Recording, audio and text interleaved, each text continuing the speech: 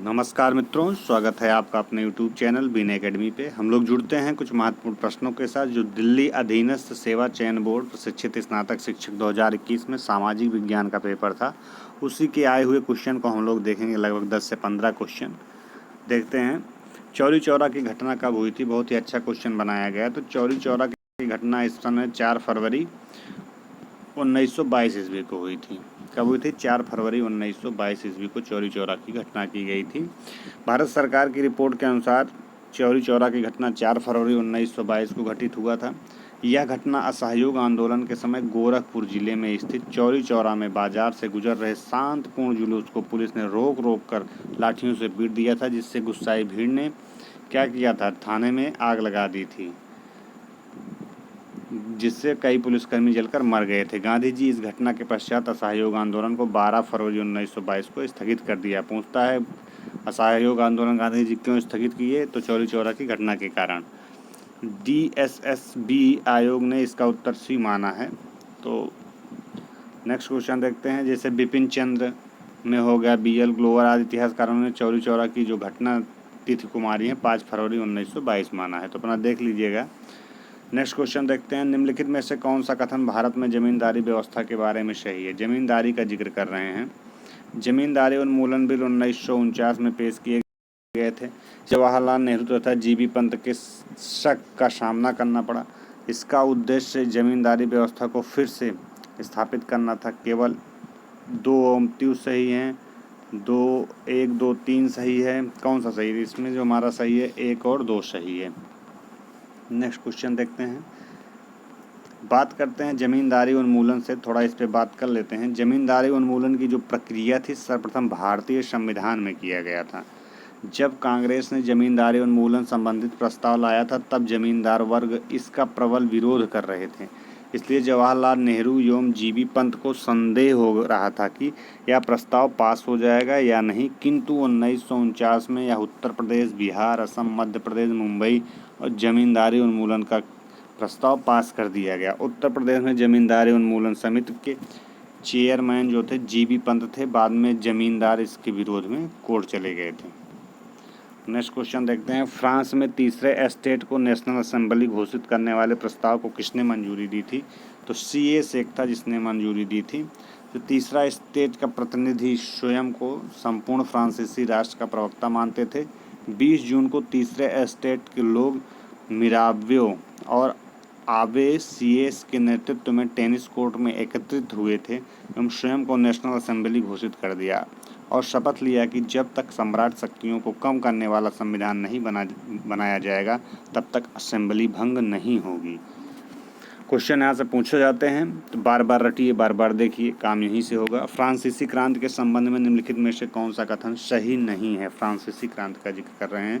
तो फ्रांसीसी क्रांति हुई थी 15वें लुई 15वें के शासनकाल के दौरान हुई थी। यह घटना की एक श्रृंखला थी। तो 15वें ना करके आप जान सकते हैं लुई 16वें के शासनकाल में हुई थी। वित्तीय संकट के कारण में एक था। तो कौन सा सही है? 1 एवं 2 सही हैं। तो सबसे पहले बात करते हैं, पहला तो गलत ही है।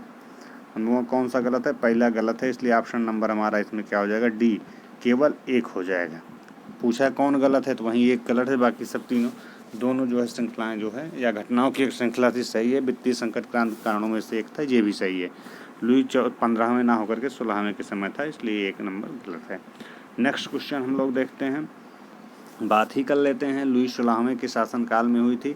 यह कोई आकस्मिक घटना नहीं थी बल्कि घटनाओं की एक क्या थी? श्रृंखला थी। फ्रांसीसी क्रांति के कारणों में एक कारण वित्तीय संकट भी था।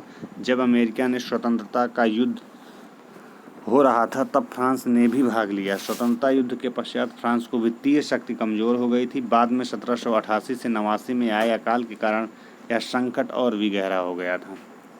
बात करते हैं भारत पर शासन करने की शक्ति ईस्ट इंडिया कंपनी से ब्रिटिश ताज को एक अधिनियम के माध्यम से पारित की गई थी।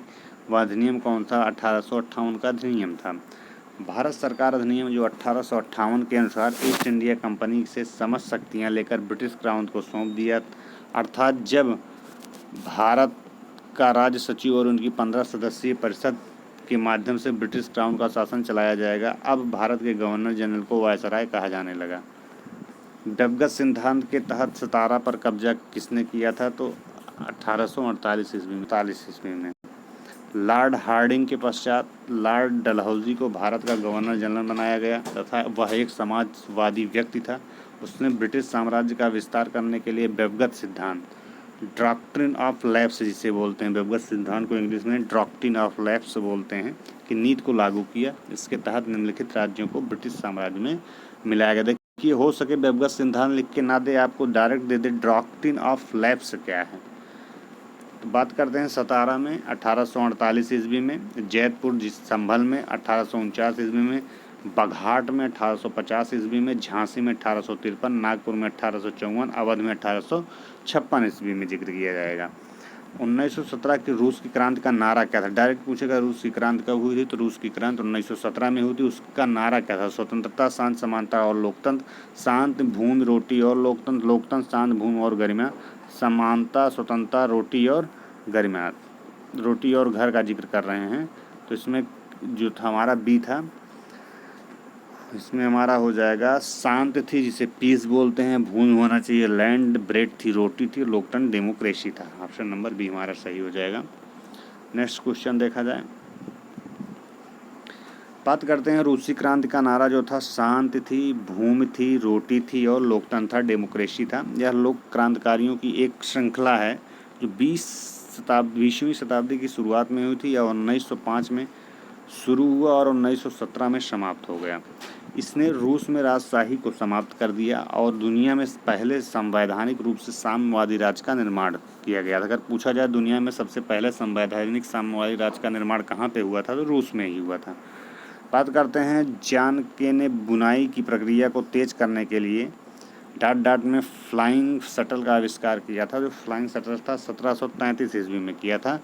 जॉन के ने बुनाई की प्रक्रिया को तेज करने के लिए, बुनाई मतलब बिनने की जो प्रक्रिया थी, से कपड़े वगैरह बुने जाते थे, 1733 ईस्वी में फ्लाइंग शटल वाले करघा का आविष्कार किया था। यह रस्सियों और पुलियों के जरिए चलने वाला एक यांत्रिक मशीन था जिसका इस्तेमाल कपड़ा बुनाई के लिए किया जाता था। 1941 ईस्वी तक भारत में फिर 35% से अधिक फ्लाइंग शटल लग चुके थे। त्रावणकोर, मद्रास का बात करें, मैसूर की बात करें, कोचीन, बंगाल की बात करें, आदि क्षेत्रों में ऐसे हथकरघे 70% से 80% लगे हुए थे। साइमन विरोधी आंदोलन का नारा क्या था? साइमन साइमन यहाँ रहो, साइमन हम चाहते हैं स्वशासन, साइमन वापस जाओ, इरविन को वापस लाओ। तो यहाँ था साइमन गो बैक था, तो मतलब साइमन वापस जाओ। ऑप्शन नंबर हमारा सी होता है। ब्रिटिश सरकार ने 1927 ईस्वी में साइमन की अध्यक्षता में भारतीय वैधानिक आयोग का गठन किया। इसे साइमन आयोग तथा श्वेत आयोग भी कहते हैं। इस आयोग के सभी 7 सदस्य अंग्रेज थे। जब यह आयोग 1928 में भारत पहुंचा तब सभी ने साइमन वापस जाओ, साइमन गो बैक के नारे लगाए। लाहौर में इसका विरोध करते हुए लाला लाजपत राय लाठी के प्रहार किया गया, जिससे उनकी कुछ दिनों बाद मृत्यु हो गई। लखनऊ में जवाहरलाल नेहरू और जीबी पंत ने इसका विरोध किया था। नेक्स्ट क्वेश्चन देखते हैं, क्वेश्चन नंबर 10। 13 अप्रैल 1919 को जलियांवाला बाग में किसने गोलियां चलवाई थी? अलेक्जेंडर मुडिगन ने, जॉन कार्नेक ने, जॉन सैंडर्स ने, जनरल डायर ने। तो कौन था? जनरल डायर था। 13 अप्रैल 1919 का जिक्र किया जाएगा, बहुत बार पूछा जाता है। जलियांवाला बाग में गोलियां जनरल डायर ने चलवाई थी। यह घटना पंजाब में स्थित अमृतसर में घटित हुई। 13 अप्रैल के दिन लोग बैसाख का त्यौहार मना रहे थे। इसी दिन जलियांवाला बाग में लोग एकत्रित होकर शांतिपूर्ण तरीके से ब्रिटिश सरकार का विरोध कर रहे थे। यह विरोध सभा रॉलेट एक्ट को लेकर हो रहा था। अगर पूछे किसको लेकर हो रहा था, रॉलेट एक्ट। इस हत्याकांड की हर तरफ निंदा की गई। यहाँ एक तरफ हाउस ऑफ कॉमन्स ने डायर के खिलाफ निंदा प्रस्ताव पास किया, वहीं हाउस ऑफ लॉर्ड्स ने उसे प्रशंसा पत्र दिया। 1940 में उधम सिंह ने लंदन में डायर की गोलियां मारकर हत्या कर दी।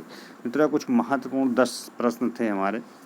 हम लोग अब कल जुड़ेंगे इसके आगे नेक्स्ट क्वेश्चन नंबर 11 से। यदि यह वीडियो अच्छा लगा हो तो इसे शेयर और सब्सक्राइब करिए। मिलते हैं अपना दूसरे वाले वीडियो में।